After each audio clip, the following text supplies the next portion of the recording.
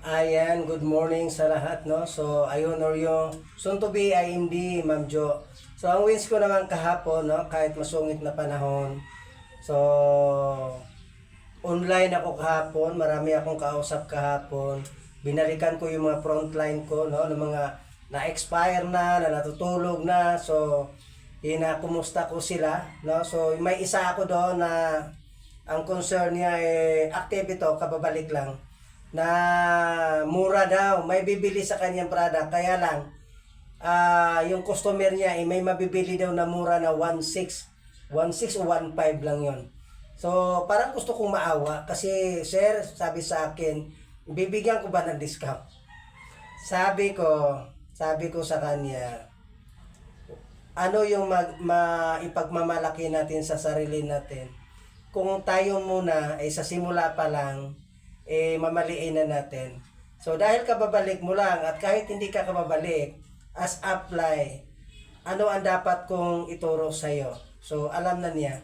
So, pag tinuruan kitang mali sa simula, ang dulo dyan, mali na. So, hayaan mo sila na kung nakabili siya ng 1.6, hindi yan tatagal dahil God is watching. No? Sabi ko sa kanya. So, doon lang tayo sa tama, pwede tayong mag-discount, basta may register. So, yun. So, after kong kausap, no, may isa akong kausap na na-expire na rin siya, no? Pero siguro naramdaman niya na pagmamahal ko kasi may something happen sa pamilya na, no? Frontline ko ito, pero siyempre hindi naman natin control ang buhay ng bawat isang tao. So, yun ang simula na nawala siya sa lifestyles. But, kausap ko siya kahapon, no? I think this month, no, mag-package siya uli kasi mga kaibigan daw niya nakikita bumibili ng Intra. So, sabi niya, pwede pa ba akong babalik? Sabi ko, welcome to my club. Pwede. No? So, I pray na siya, konti na lang daw. May pera siya, konti na lang. Gusto niya makuha yung 3 pre. So, express na piliin niya. So, mga frontline ko ito. Then, lumabas ako kasi may appointment ako, of course, no? So, may binta akong isang buting Intra kahapon. So, lumabas ako, then may appointment ako sa office, pumunta ako ng office, inaayos ko yung 2 appointment ko.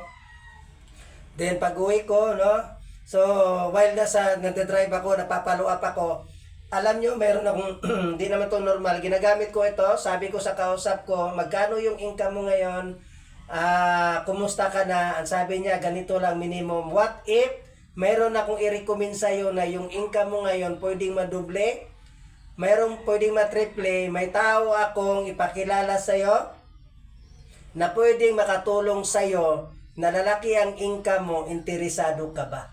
Ay, nako, sabi niya, paano? Gusto mo ba? Sabi niya, sige, okay. Atin ka mamayang gabi, may online hope kami. Kaya umatin siya, may hope ka kagabi, may guest ako. Pinsan ko yun sa mate. Diba? So, yan, pag uwi ko, nagsalubong kami ni Apply Rosel, si Rome, pakaway-kaway pa. Pinasok naman nila yung punta. Ano ba yan? So, ngayon, bago ko umuwi ng bahay, of course, namalingki ako. Ay, kasi nakabinta ako ng Intra, namalingki ako. So, namalingki ako. Bumili ako ng halagang 400. So, may sobra pa ako sa 720. Then, masaya ako. I thank you. Pinasok naman i-apply yung punta. So, huwag ka na makialam dyan. Kayo si Romy, may pakaway-kaway ka pa. Bye. Thank you.